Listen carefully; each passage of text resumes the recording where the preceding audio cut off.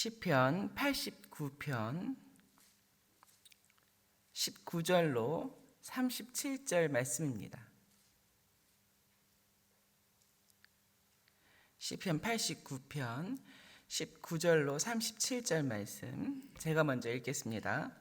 그때에 주께서 환상 중에 주의 성도들에게 말씀하여 이르시기를 내가 능력 있는 용사에게는 돕는 힘을 더하며 백성 중에서 택함 받은 자를 높였으되 내가 내 종 다윗을 찾아내어 나의 거룩한 기름을 그에게 부었도다. 내 손이 그와 함께하여 견고하게 하고 내 팔이 그를 힘이 있게 하리로다. 원수가 그에게서 강탈하지 못하며 악한 자가 그를 곤고하게 못하리로다.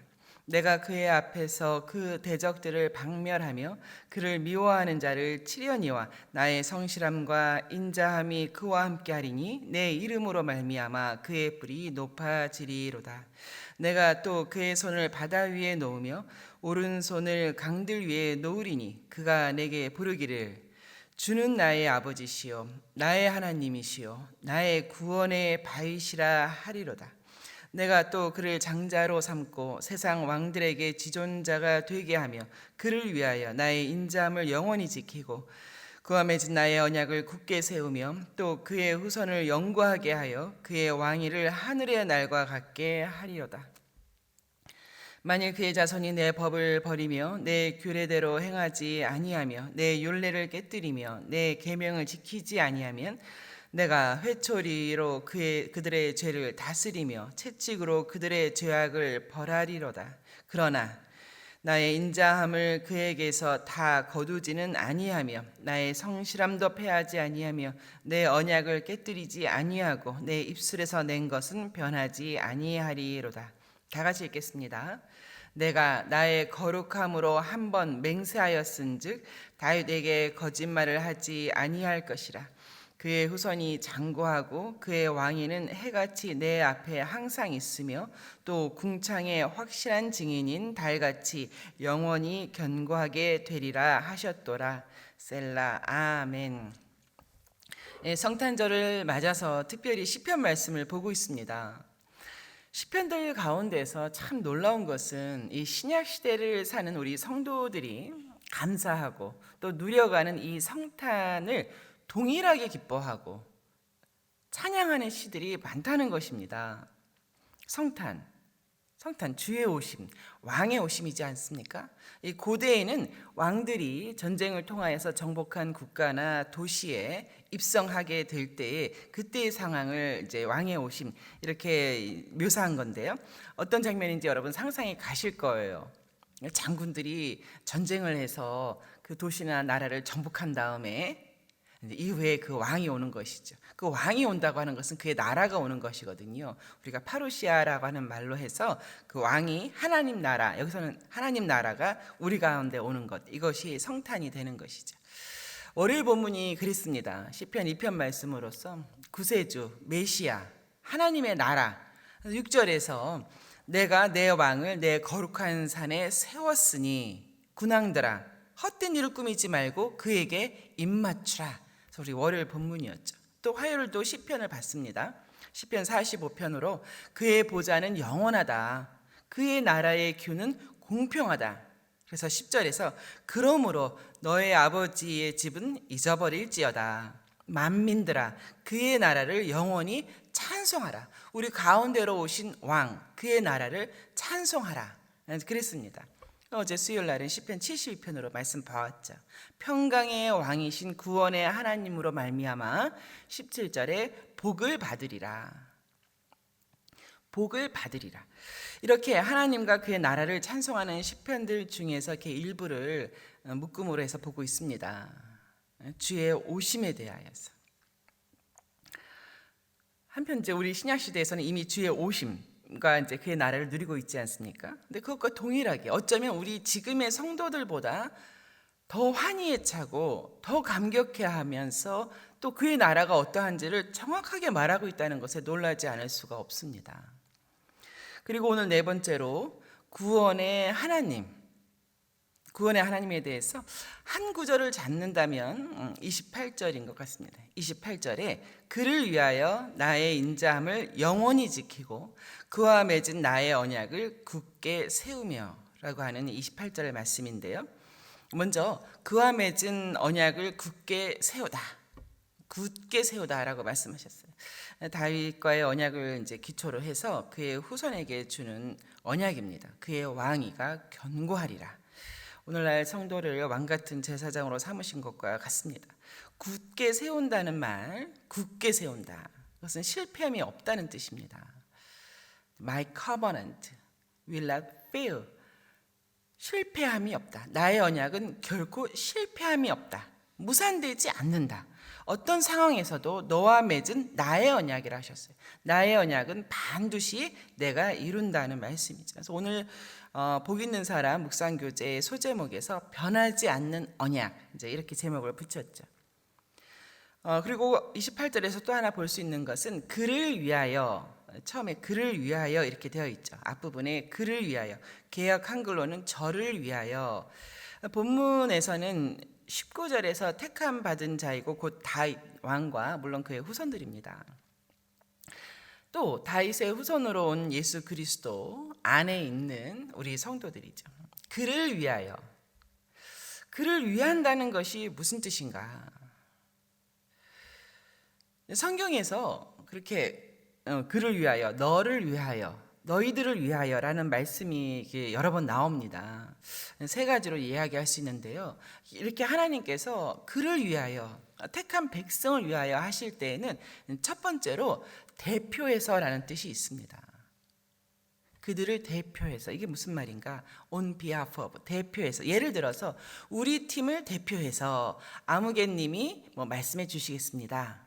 그런 것이죠. 우리 팀을 위하여, 우리를 위하여 누구누구가 대표해서 우리를 알리겠습니다. 소개하겠습니다. 이제 이런 것이죠. 히브리서의 이제 9장에 보면 그리스도께서는 참것의 그림자인 손으로 만든 성소에 들어가지 아니하시고 바로 그 하늘에 들어가사 이제 우리를 위하여 하나님 앞에 나타나시고, 여기서 우리를 위하여의 여러 뜻이 있겠지만 우리의 대표자가 되셔서 하나님 앞에 나타나시고, 이제 그런 의미에서의 위하여가 있습니다.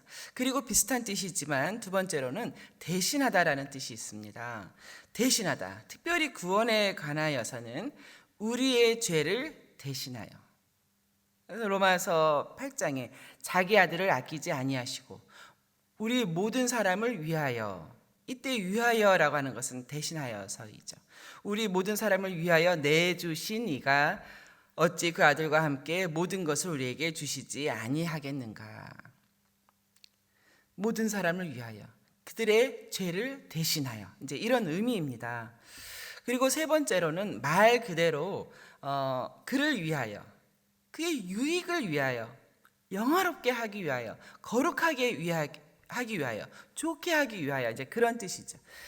사도행전에서 13절에 보면은 하나님이 약속하신 대로 이 사람의 후손에서 이스라엘을 위하여, 이스라엘의 유익을 주기 위하여 구주를 세우셨으니 곧 예수라, 이것입니다. 오늘 본문에 따르면 24절에 그의 뿔을 높이기 위하여, 이제 그런 의미의 이제 위하여가 있는 것이죠. 하나님께서 택하신 자기의 백성을 위하여 행하신 그 위하다, 위함, 이것은 인류가 스스로를 이런 식으로는 위할 수 없는 것이죠. 스스로 우리가 우리 자신 중에 누구 하나를 대표해서 하나님 앞에 존전에 세울 수 없었고, 또 우리를 대신하여서 누가 우리의 죄를 감당할 수 없었죠. 우리 중에서는 스스로 이런 일이 없었던 것입니다. 오직 하나님이 하실 수 있는 그 위함인 것이죠. 실로 크고 놀라운 그런 위함, 구원의 은혜가 아닐 수 없습니다. 근데 그것도 이 구약의 시편에 이런 구속사적인 그 표현이거든요. 이런 구속사적인 표현이 수없이 여러 번 반복해서 나온다는 것이 정말 놀라지 않을 수가 없습니다. 그리고 이런 위함, 세 가지 정도로 구별했습니다만, 이런 위함을 위해서 하나님은 어떻게 하셨는가? 사실 비단 이런 구속사적인 위함뿐만이 아니라 우리 가운데 하나님 나라를 실현하시기 위한 위함을 위해서 어떻게 하셨는가를 보면 여러분은 어떻게 생각하세요? 지금도 분명 하나님께서는 여러분을 위하고 성도를 위하고 계신데 어떻게 위하고 계시는가? 우리 이제 이렇게 생각해 볼 수 있잖아요. 뭐 금방 생각될 수 있는 것은 기적이 좀 더 많았으면 좋겠다. 기적이 좀 더 많이 일어나면, 내가 막 간구할 때 기적 같은 일이 자꾸 일어나면 하나님께서 나를 위하신다는 생각을 내가 쉽게 할 수 있는데 좀 기적이 드문 것 같다. 뭐 이렇게 생각할 수도 있어요. 그렇게 생각할 정도로 세상에서는 주가 아니고는 뭐 가능하지 않은 일, 불가능한 일들이 너무나도 많습니다. 기적이 좀 더 일어났으면 좋겠다. 어제 카톡에 우리 소망이 아기 사진이 올라왔죠. 소망이의 상황을 알리면서 사진을 올렸는데요. 그 사진을 보니까 소망이 뭐 1살 때, 돌 때 뭐 이런 사진인 것 같아요. 아기가 막 웃고 있는 거예요. 사진에 보니까. 근데 그 사진을 어제 소식과 함께 올라오는데 보는데 교회에서 막 눈물이 나는 거예요. 기적이잖아요. 교회에서 소망이 이렇게 소식이 올라온 것을 봤냐고 이렇게 만나는 사람마다 봤어요? 괜찮대죠? 하고 소식을 전하는데 그 안도하는 그 마음과 함께 다들 막 눈물들이 글썽글썽했습니다. 그런데 저는 주님의 이 말씀으로도 눈물이 납니다. 8절 중간 부분에 있지 않습니까? 8절 중간 부분에 나의 인자함을 영원히 지키고 히브리 그 원문에서는 영원이란 단어를 맨 앞에 갖다 놨습니다. 영원히 나의 인자함을 지키고 영원히 지키고 그렇게 이제 해놨습니다. 33절에 보면 설령 내 법을 버리고 내 율례를 깨뜨리고 계명을 지키지 아니하더라도 너희가 맺은 너희의 그 언약들을 너희가 깨뜨리고 너의 마음대로 살고 자기 계명 세워서 자기 마음대로 하고 이렇게 해서 회초리와 채찍으로 징계할지라도 그리할지라도 나의 인자함을 그에게서 다 거두지 아니하며 나의 성실함도 패하지 아니하며 그렇습니다. 이렇게 생각해 보면 저나 여러분이나 모든 성도들이 오늘날 이 성도의 성도된 하나님의 자녀된 언약 백성으로 구원을 누리고 또 얻고 누리고 하는 이 모든 것들은 오직 주께서 우리를 향한 그 인자하심을 멈추지 아니하셨기 때문입니다. 우리가 불의한 중에도 우리가 다 제 길로 갈 때에도 우리를 징계하시죠. 붙들어서 다시 제 길로 가게 하시죠. 그럼에도 불구하고 인자함을 멈추지 아니하시고 그 말씀대로 나의 인자함을 영원히 지키고 그 말씀 때문에 우리가 오늘날 나의 나됨이 있는 것 아닙니까? 언약에 신실하신 하나님께서 그의 백성들과 맺으신 언약, 교회하고의 맺으신 언약이시죠. 그 언약에 신실하셨던 것입니다. 그로 말미암아서 저와 여러분, 오늘날의 성도들, 오늘날의 교회가 교회될 수 있었던 것이죠. 그렇게 주 안에 있을 수 있는 것입니다. 또한 주의 인자하심과 성실하심은 이것입니다. 20절에 보니까 내가 내 종 다윗을 찾아내요. 21절에 내 손이 그와 함께 하여 견고하게 하고 내 팔이 그를 힘이 있게 하리로다. 우리 하나님은 어쩌면 우리가 확실하게 알고 붙들어야 할 것인데 오히려 하나님께서 확실하게 아시고 있는 것이 있는데 우리하고의 차이죠. 그것은 뭐냐면 우리 하나님께서는 하나님 당신만이 우리의 유일한 구원자 되심을 너무나도 잘 알고 계시다는 것입니다. 제2의, 제3의 구원자가 우리에게 없다는 것을 하나님이 너무나도 잘 아시는 것이죠. 하나님만이 유일한 구원자시다. 따라서 내가 인자함을 멈춘다는 것은 그들의 구원이 멈춘다는 것이다. 그들에게 구원자가 없다는 것이다. 이것을 하나님이 아시거든요. 그러므로 하나님께서 영원히 그의 인자하심을, 당신의 인자하심을 우리에게서 지켜나가시는 것입니다. 이게 하나님의 마음입니다. 하늘 아버지의 심정인 거죠. 유일한 구원자이시기에 당신의 인자하심을 영원히 지켜가시고 계신 것이다. 참 그에 비하면 우리는 세상 어디에 다른 구원자가 있는 것처럼 기웃거리지 않습니까? 우리를 찾으시고 우리에게 힘을 주시고 우리를 붙드시고 우리를 이끄신 분은 하나님이신데 뭐 세상 어디 다른 데에 무엇이 있는 것처럼 그 세상 가운데 내가 발견되어지고 세상 가운데 내가 뭐 인정되어지고 뭐 이런 꿈들을 꾸고 있지는 않습니까? 다 헛된 것이죠. 주의 손과 팔로 우리를 힘있게 붙들고 계시는 그 유일한 구원자이심에도 불구하고 세상 어디에 다른 데 의지할 때가 있는가? 뭐 손 좀 빌릴 때가 있는가? 내가 뭐 기대볼 팔이 있는가? 뭐 전혀 없습니다. 구원의 하나님이 아닌 그 어떤 곳이든 뭐 사람이든 지위든 뭐가 됐든 간에 그것은 다 허탄한 것입니다. 자, 이렇게 정리를 해보겠습니다. 구원의 하나님, 하나님께서 구원하심에 대하여서 수요리 문답에서는 이렇게 다음과 같이 정확하게 정리하고 있습니다. 구원의 하나님께서는 그 택하신 백성들과 은혜의 언약을 맺으셔서 그 언약이 어떠한지는 우리 지금 봤습니다. 나의 언약을 지키며 얼마나 신실하신지를 보았습니다. 그렇게 구원의 하나님께서 그의 택하신 백성들과 은혜의 언약을 맺으시면서 구속자로 말미암아 죄와 비참한 상태에서 건져내시고 구원의 상태에 이르게 하셨다. 이렇게 정리하고 있습니다. 그리고 오늘의 시편 기자가 그것을 확실하게 간증하듯이 선언하지 않습니까? 26절에 보니까 그가 내게 부르기를 주는 나의 아버지시여 나의 하나님이시여 나의 구원의 바위시라 하리로다. 이 시편 기자가 그렇게 하나님을 부른 거예요.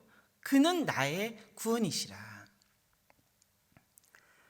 뭐 시편 여러 편을 보면은 오직 주만이 나의 구원이시라. 이렇게 시편 기자가 이야기를 한 것이죠. 구원의 요새시라. 구원의 산성이요 구원의 뿌리시라.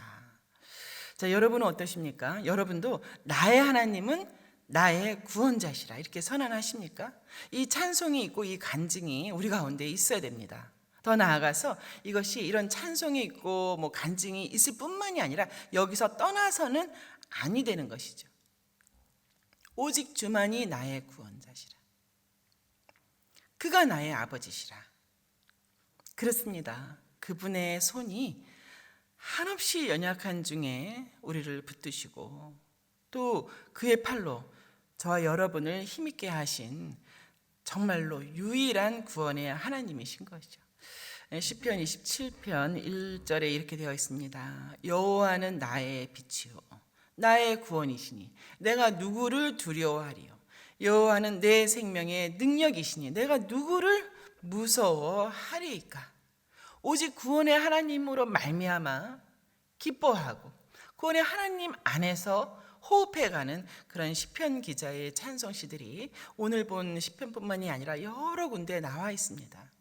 따라서 동일하게 우리도 그와 같이 유일한 구원의 하나님을 찬송해 갈 수 있는 또 그 찬송 안에 머무는 저와 여러분 되시기를 주의 이름으로 축원합니다. 우리 아까 불렀던